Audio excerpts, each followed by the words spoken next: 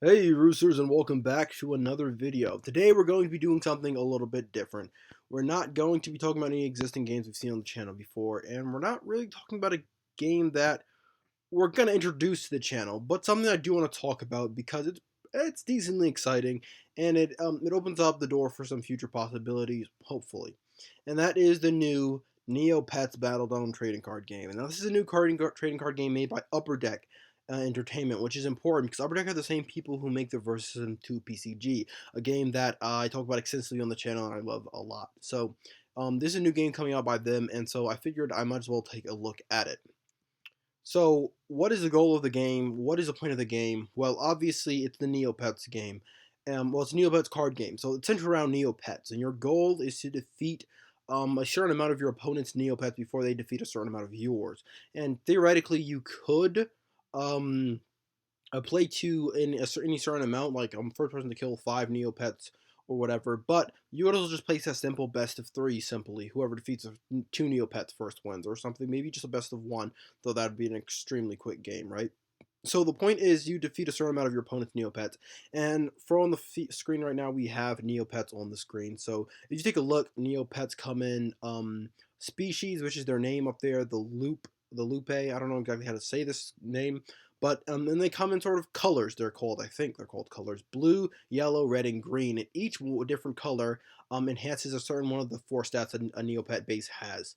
So if you take a look here at the large picture, say the green wolf here, he has 14 HP hit points, 4 attack, 2 defense, and 3 agility. But if you look at the blue one, he has only 12 HP, but then he has 4 attack the same, but an increased defense of 3 and then 2 agility. So then the yellow um, wolf would have more agility, and the red wolf will have more attack. And so you can sort of choose. You can only in your pile of Neopet cards, you can only have one species of Neopet, but you can choose any color of that species you want.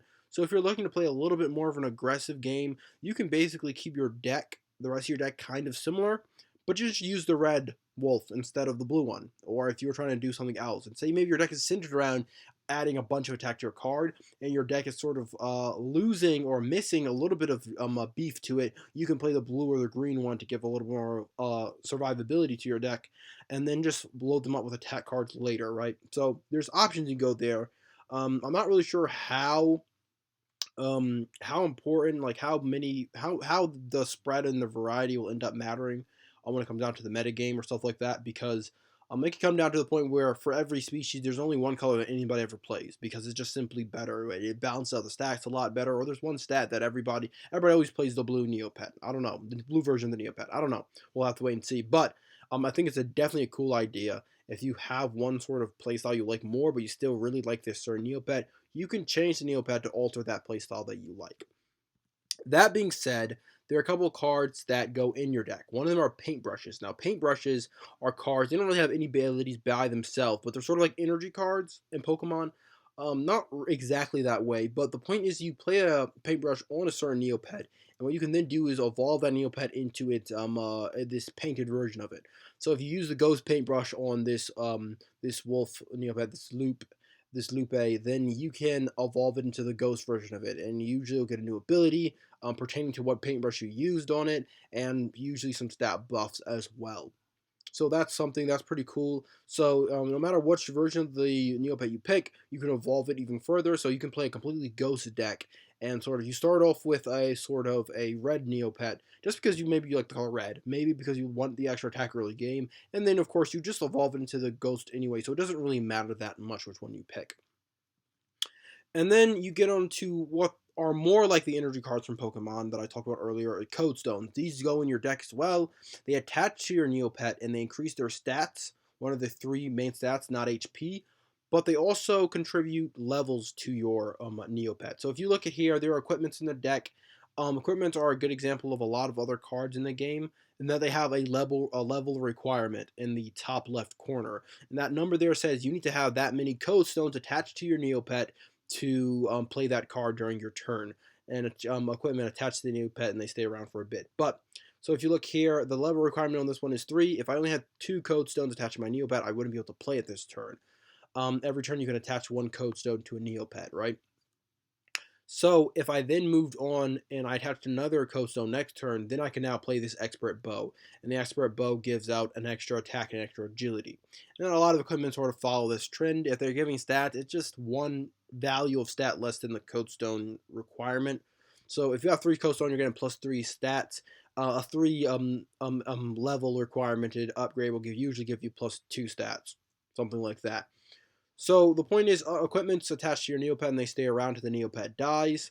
There's also legend cards. They also have a level requirement too, and they also have something called a team affiliation.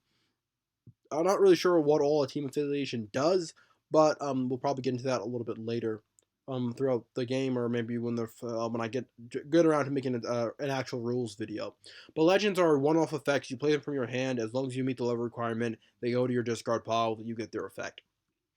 Faeries are free cards. They don't have a level requirement. Their level requirement is not 0, but it just doesn't exist. So your Neopet can have 0 Coast Stones, it can have as many as it has, and it doesn't matter for the Fairy. The Fairy gets put into play, and it sort of works like support cards or tamer cards from Digimon, support cards from Marvel Champions, or something like this. They stay on the field, and they give continuous effects turn after turn, usually. Then there's potions. They work nearly identical to Legends as far as I can tell, except they do not have a team affiliation, which makes me believe the team affiliation is pretty darn important. They have level requirements, of course, and then you play them and just do what they say and then go to the discard pile. There's food cards. They're sort of like item cards from Pokemon. You can play as many as you want during your turn, as long as you meet the level requirement, though. And then they usually go into a special void pile. You're removed from game pile after you play them, so they you can't recur food cards. So you use them and they're gone. But you can use as many as you want during your turn. And then before we finish off today's video, let's take a quick look at the phases. The phases of a turn is broken down to 4: draw, train, prep, and battle. And it makes it flow pretty simple and pretty easily. So obviously this game is made so kids can pick it up and play. Though, of course, there's going to be a lot of adults. It's a card game playing the game as well. And I think there's a lot of strategy there as well. But there's also some randomness to it. So the draw step, you simply take a card from your deck, you draw it into your hand, and you do this every turn of the game, even the very first player's first turn, which is a bit of a diversion from most trading card games. There's also the train step. You can attach 1 Code Stone to your Neopet, and that's it. There's a prep step. You can play 1 card from your hand. You have to match the level requirement, of course, but no matter how many cards you have in your hand, no matter how high your level is, you can only play 1 legend, potion, fairy, or equipment during this step. Obviously, like I said, you can play as many food cards as you want during your turn. And then there's the battle step, and the way battle works is pretty simple. You roll dice equal to your Neopet's attacks, your Neopet's attack value. Then your opponent, the person you're attacking, rolls dice equal to their Neopet's defense value. Then you re-roll dice equal to the difference between the 2 Neopets' agility. So the person with a higher agility gets to re-roll as many dice from their rolled pool as they want, equal to the difference in their agility to your opponent's. And then you check how much damage is done. So let's just take a quick look of how that would look with these 2 Neopets I have on the screen. So the Shoryu has a 5 attack stat, so you roll 5 dice. The Lupe has 5 defense stats, so he'll roll 5 dice. For the sake of this video, let's say the Shoryu rolls, I don't know, 3 hits. Hits are anything 4, 5, and 6s. And for attacking purposes, 6s are crits, and they cannot be blocked. And I'll talk about that just in a quick second. The Shoryu rolls 5 dice, he rolls 3 hits. The Lupe rolls 5 dice, he rolls 3 hits. But let's say one of the Shoryu's hits was a crit. So normally if it wasn't a crit, then 3 blocks, 3 defenses, cancel out 3 attacks, no damage is dealt.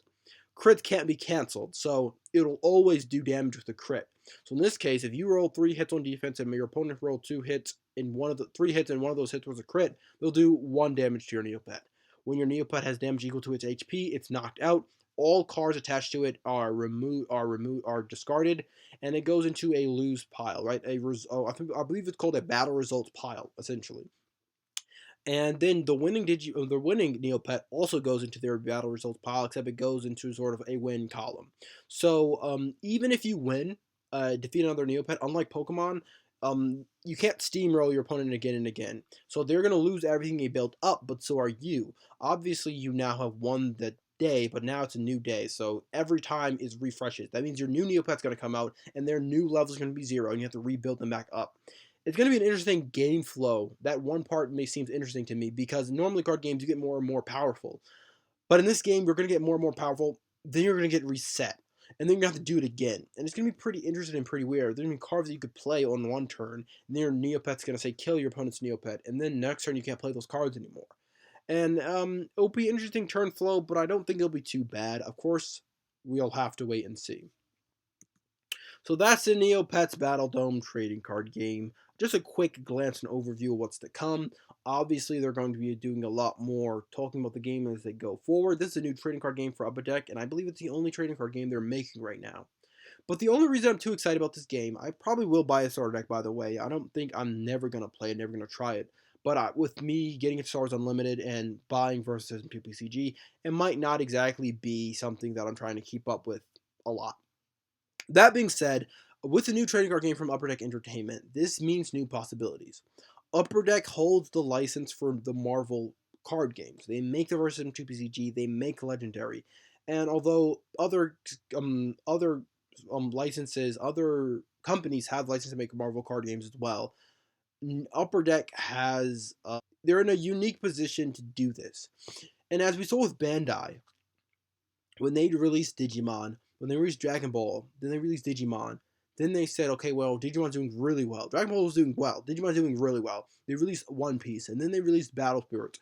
When a company is making a lot of money doing something, it makes them more excited to do more of it. That's how almost everybody works. When you're making money, you want to make more money. And we saw this with other companies as well in the past. When they're doing really well, when they drop a card game, they're doing really well. Obviously, indie card game developers like Flesh and Blood, they're not interested in making more than one game. It's not really going to turn out in their favor. They can just focus on that one game and, work with that. But when bigger companies do it, when bigger companies make a card game like Decipher, when that starts doing well, they see that it's a sign to make more card games.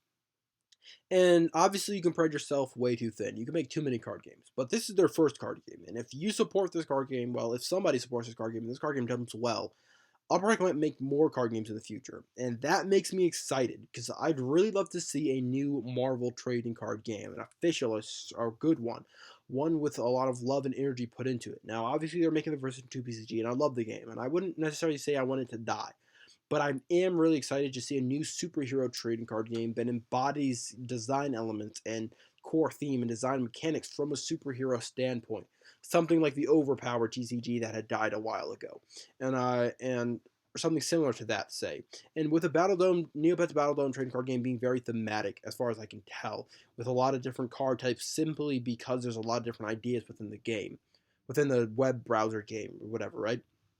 I think Upper Deck and their ability and their willingness to make super thematic cards in versus 2 PCG, I think they're in a unique position to say, I'm going to make a Marvel trading card game if they have the ability to, and I'm going to go ahead and I'm going to make it feel like I'm playing as a Marvel superhero or a villain or a team of heroes or something like that, or, I'm building a deck with heroes in it. Whatever it may end up being, I feel that it can bring that to life and bring a superhero card game to life, which we haven't had in a very long time. Obviously, Alpha Clash has dropped and hit the scene, and that game's pretty exciting. I'm kind of keeping my eye on it right now. But like it takes a lot of that game takes a lot of mechanics and a lot of ideas from Dragon Ball Super trading card game. And so, although I think the gameplay mechanic is super solid, to me, the design mechanics are not that of a superhero trading card game. It's just a card game with a superhero license, which is equally as cool. I love superheroes, but like, I'm looking for something a bit more in the feel direction as well, like the whole aesthetic of it all, right? That being said, that's it for today's video. Just a quick look at Neopets trading card game. Just look at the Neopets Battledome trading card game. Just a quick look at what Upper Deck has been up to since releasing games that we love, like Legendary and Versus System 2 PCG. And really excited to see where Upper Decks can go forward with more trading card games, which is my biggest takeaway from this, if anything else. But again, really excited to see and play the Battledome trading card game because it could be a great way to have fun with my siblings, right? That's gonna be all for today's video. Hope to see you guys in the next one. Well, that's going to be all for now, but if you guys enjoyed this video, make sure you guys go ahead and watch some of our other videos that we've made on this channel. Also, give this video a like if you thoroughly enjoyed it. And of course, subscribe to the channel so you don't miss any of our future content. And I hope to see you guys back at the roost.